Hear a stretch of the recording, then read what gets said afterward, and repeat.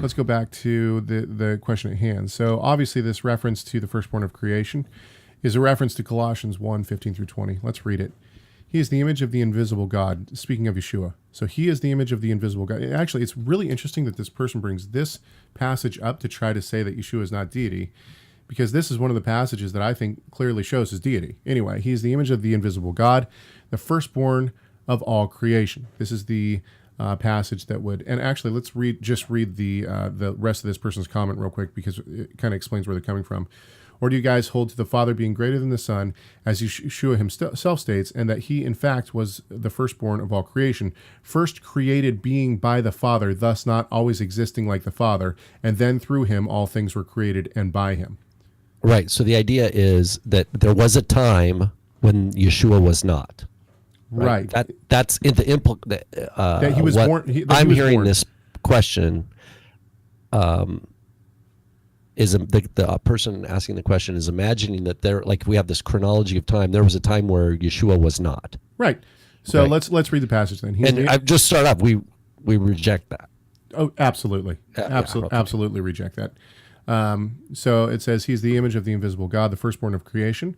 For by him all things were created, in heaven and on earth, visible and invisible, whether thrones or dominions or rulers or authorities. All things were created through him and for him. And he is before all things, and in him all things hold together.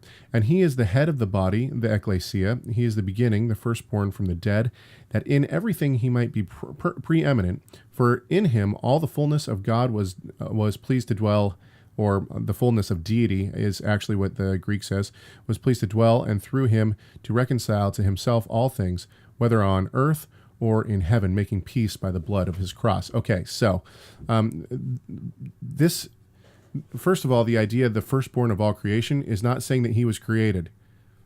The firstborn son is given what?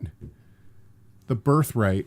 Right. He said, all authority is given to me in heaven and earth. The idea is, yeah. Yeah, exactly. So the point is that when it says that he's the firstborn of all creation, it means that he gets everything. He gets the birthright of the Father.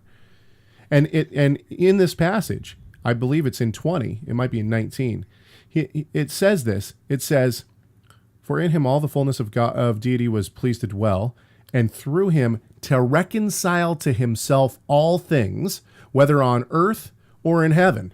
He gets the birthright. This has nothing to do with him being created. It means that he is the one who inherits everything from the Father. And why? Because, just as I had said, he was willing. He didn't think it a thing to retain his position as God, but emptied himself and came in the form of a servant. And because of that, he's given. That's Philippians 2. Thank you, Philippians 2. Yes, and because of that, he's given the birthright of everything. Everything, the kingdom's given back to him. Don't miss any clips from Messiah Matters by clicking the subscribe button. Also, give this video a thumbs up and share it so other people can see it too.